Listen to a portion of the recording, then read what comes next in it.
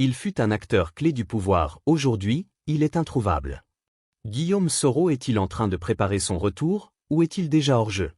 Entre exil, critique et polémique, son nom continue de diviser. Certains le défendent, d'autres estiment que son passé le rattrape. Mais une chose est sûre, son silence intrigue et dérange. Reste jusqu'à la fin pour comprendre. Et surtout, like et abonne-toi pour ne rien manquer de nos analyses. Ces propos-là, Oui. mais il a dit que c'est lui, Soro Guillaume, qui a mis le président Ouattara au pouvoir. Et aujourd'hui, voir ce qui se passe là, il est vraiment déçu du président Ouattara. Et c'est lui qui dit qu'il va faire asseoir le président Ouattara pour lui donner conseil. Oui. Tu vois. Oui. Et donc, j'ai l'impression que il y avait même dans sa façon de faire avec Soro, il y avait beaucoup de zèle. Toi, tu ne peux pas dire à ton papa. Toi, tu as ton papa pour dire que ta façon, ton papa a tel. Est-ce que ça c'est intéressant, ton papa? Pourquoi ton papa? Mais parce que c'est quelqu'un, c'est-à-dire que le droit d'aînesse en Afrique, mais c'est lui-même, Soro Guillaume, qui vient du nord du pays, Oui. à aucun moment dans la culture. Mais est-ce que la République est culturelle? Oui, mais non, la République n'est pas culturelle. Mais lui-même, Soro, c'est lui-même qui, quand il a quitté la Turquie, là, il a dit qu'il doit se rapprocher, il doit rentrer dans son pays parce que c'est sa terre d'origine. Oui, Donc, la terre de ses ancêtres. De ses ancêtres. Donc, ça sous-entend qu'il a accroché à la culture.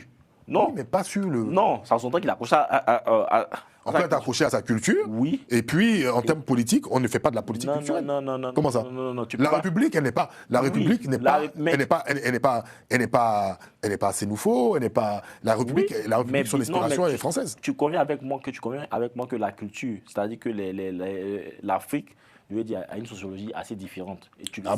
Bon? Non, c'est pas bon, tu le sais. Non, si c'est en termes de République. Oui, bon, non. Bon, attends. Même que ce soit en termes de République ou pas. Est-ce que dans la culture africaine, le vol... Attends, on va aller doucement. Oui. Ouais, c'est intéressant où tu veux partir, là. En Afrique, on sait très bien que dans notre tradition, là, le vol est banni. En République, tout le temps, on parle de détournement. Pourquoi, dans ce cas-là, vous avez plus de facilité à accepter les détournements, ces choses-là, en fait, en termes de République, vous ne parlez pas, en fait, de culture? Qui accepte? Ah bah si. Non, on en parle. Non. Oui. Non, c'est pas en parlant de ça. Souvent, on entend dire, Joe, c'est comme ça les politiciens sont. On ne peut rien. Bah si. Est-ce que le vol, vous l'associez à la culture? Moi, Jean-Yves Doué. Le vol, tu l'associes à ta culture? Le vol là, en République, tu l'associes à ta culture? C'est-à-dire? Quand tu apprends que dans les caisses de l'État, on détourne de l'argent et tout, est-ce que tu associes cela à ta culture africaine? Quand tu donnes des arguments, tu dis, chez nous, par exemple, en Afrique, c'est proscrit de voler, c'est pas bon de voler. Est-ce que tu le dis? Mais non, oui. Non. Tu le dis pas. Parce que pour toi, pour toi en République, oui, surtout en Afrique, c'est normal que des gens volent, c'est normal que des gens pillent. Alors pourquoi sur des détails? Moi, par exemple, je vais dire, je donne un exemple. Il y a quelqu'un qui est au pouvoir, c'est mon adversaire politique. La personne est plus âgée, mais je t'ai dit, personnellement, je m'en fous. Ça, je m'en fous. Parce qu'il y a ce qu'on appelle la bienséance. Tu t'es occidentalisé. Je ne me suis pas occidentalisé. Il y a ce qu'on appelle dans le... Tu le sais, tu t'es occidentalisé. Tu ne peux pas dire que tu peux dire... Je ne peux pas, regarde. Regarder quelqu'un qui est plus âgé que toi et puis dire que... Non, même si je m'en fous. Non, je vais dire que je ne vais pas me concentrer. L'âge de mon adversaire n'est pas un argument politique. C'est pas un argument politique, mais cela en fait, par ta façon de t'adresser à lui, surtout dans certaines conditions. Ah non, c'est ce qu'on appelle, en fait, je te dis quelque chose, c'est ce qu'on appelle en politique la courtoisie, l'égard politique. Et l'égard et la courtoisie politique ne se basent pas sur l'âge. C'est-à-dire même que quelqu'un qui est plus âgé que moi, qui est mon adversaire politique, me doit du respect dans le débat. Parce qu'à partir du moment où je donne une sorte de... Tu as dit quoi? Me doit du respect dans le débat. Oui, voilà. Me doit du respect dans le débat. Et quand la personne qui est plus âgée que toi, à aucun moment cette personne n'a tenu des propos pour te rabaisser, à quel moment toi... Tu tiens des propos, même pas sur des arguments politiques. Politiquement, voilà. À quel moment tu lui dis que il sait ce qu'il voulait dire, qu'il dit que je vais le faire soit pour donner des conseils. En fait, je ne suis même pas en train de défendre. Attends. Non, je pense que... Si, en fait... Je ne suis pas en train de défendre... Tu trouves que c'est un détail sur lequel les gens se basent pour acculer Soro. Mais moi, je te dis que ce détail-là, il a sa valeur parce que nous sommes dans c'est la culture africaine. Il a sa valeur. Attends. Voilà. Et quand une personne, en fait, d'accord, comme seul argument dit, c'est mon fils, c'est mon fils, c'est mon fils. C'est un moment, c'est rabaissant parce que... C'est rabaissant. C'est rabaissant parce que la filiation, en fait, on l'utilise pas en politique. C'est pas un argument politique. Parce qu'à partir du moment où même tu peux parler... Mais c'est mon fils, c'est certains affects. Tu peux parler... Non, attends. Il y a des politiciens... On peut l'utiliser. Tu peux... Si Laurent Gbagbo dit que Blé Oudé est mon fils, Blé Oudé il va célébrer ça. Attends, mais ça dépend. Parce que Blé Oudé, en fait, il l'utilisera, d'accord, dans un contexte pour pouvoir essayer d'appâter, d'accord, l'électorat de Laurent Gbagbo. Mais quand, par exemple, vous traitez une personne avec laquelle vous aviez travaillé, collaboré, et tu traites la personne, quand tu dis marxiste, tu dis la personne marxisme, en fait, c'est une façon de dire que la personne, elle est un peu folle. Surtout quand un libéral le dit. Quand un libéral dit que quelqu'un est un communiste, on pense à la guerre froide. Et le communisme, c'est tout ce qu'il y a de négatif et autres. C'est un peu péjoratif. C'est péjoratif. Et il dit qu'il ne sait pas ce qu'il fait, c'est rabaisser la personne. Et je t'ai dit, cette interview, elle existe. Et parce que chez nous, moi, il y a quelque chose, je veux qu'on évite en politique. On n'a pas besoin, pour avoir une crédibilité ou une signature politique, d'être le papa, d'être l'enfant ou d'être le père de quelqu'un. On attend l'homme politique véritablement sur ses actions et sur son programme. La paternité, le paternalisme politique, c'est quelque chose qui est nocif même pour le débat politique. C'est-à-dire qu'à partir du moment, mon adversaire politique, mon adversaire a 70 ans, moi j'ai peut-être 35 ans, on va aller sur le débat, on va aller sur le fond. Maintenant, la tradition et autres, oui, tes us et coutumes, tu les appliques dans la vie tous les jours. Mais moi, je pense que tout part même de l'éducation et de l'assainissement du paysage politique. Parce que je trouve que dans le jeu politique, on s'exprime très mal, on est discourtois, on est impoli. Et cela n'est pas lié à l'âge. Ok, maintenant, on est impoli. Quand tu dis on est impoli, c'est par rapport aux gens... la classe politique dans son ensemble. Quand M. Ouattara animalise les citoyens ivoiriens dans un contexte électoral... Non, en fait, non, tu utilises comment on appelle ça, des arguments que moi-même... Sur ce plateau. Mais est-ce que c'est pas grave? Oui, non, mais... Une personne qui est âgée, tu trouves normal qu'un ancien, comme tu parles de la culture africaine, la culture africaine, est-ce qu'un ancien... Moi, je parle de la culture africaine par rapport à mes agissements. Tu comprends? Je viens. Maintenant, attends, quelle est la différence? Quelle est la différence entre une personne qui dit je vais faire asseoir pour donner des conseils à cette personne et une personne dit que ses adversaires politiques sont des chiens?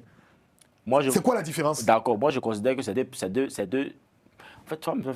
Non, mais c'est la vérité. Non, tu me fais où se trouve la différence? D'accord, ces deux personnes-là sont les mêmes, non? Ouais. C'est pour ça que les deux là doivent partir ensemble. Faut pas l'autre là-bas quitter là-bas pour venir se mettre, mélanger aux autres pour dire que non, maintenant je suis de votre côté. Non. D'accord. Où tu étais avant là? Donc à partir de leur, faut rester là-bas. À partir de leurs propos, en fait, les deux c'est pas à partir de leurs propos. Toi-même, tu l'as dit. J'ai dit. Celui qui dit que les chiens, et puis celui qui dit, comment on appelle ça, je vais te faire asseoir pour tout cas. C'est la même chose, non? Non, je te fais comprendre que de toutes les façons, si tu t'insurges par rapport au fait que justement, lundi, je m'insurge, et puis ma position, elle reste la même. Hein. Je me suis insurgé hier des propos qu'il avait tenus. Je me suis insurgé aussi des propos que le président Alassane Ouattara a tenus. Mais attends, c'est pour ça qu'aujourd'hui, les deux là, faire asseoir, il les met dans le même sac. Faire asseoir quelqu'un qui déconne et on dit je vais lui donner des conseils. C'est quoi le truc? Non, tu parles pas faire asseoir ton père pour lui. Tu vas pas faire asseoir qui? Quelqu'un, oui. C'est dans un contexte en fait électoral. Non, c'est pas dans un contexte électoral. Non. Je veux dire que c'est passé. Je veux dire que c'est passé dans un contexte électoral. Non, c'était, il savait, non, il était déjà. Il était en France quand il a dit. Il avait commencé son exil. Oui, non, attends. Non, il était en France. Oui, quelqu'un qui commence son exil. Et en ce moment, il y avait des élections en Côte d'Ivoire. Quelqu'un qui commence son. Attends, il y avait des élections en Côte d'Ivoire. Et puis il disait qu'il n'y aura pas d'élection en Côte d'Ivoire. C'est ça qu'il dit. C'est pour ça que je dis c'est dans un contexte électoral. Et c'est pour cela les gens l'ont pris parce qu'ils ont dit mais lui il est qui pour dire il va faire asseoir. Mais c'est par rapport à ses antécédents. C'est par rapport à ses antécédents. Par rapport à quoi? À ses antécédents. Ses antécédents quoi? Par rapport à la rébellion? Oui. Bah voilà. Donc aujourd'hui. S'il n'y avait pas d'antécédents. Oui. Et puis il le disait. Est-ce que voilà le président Thiam qui a dit ici qu'on va libérer la Côte d'Ivoire en 7 jours. Certains ont pris ça pour charger.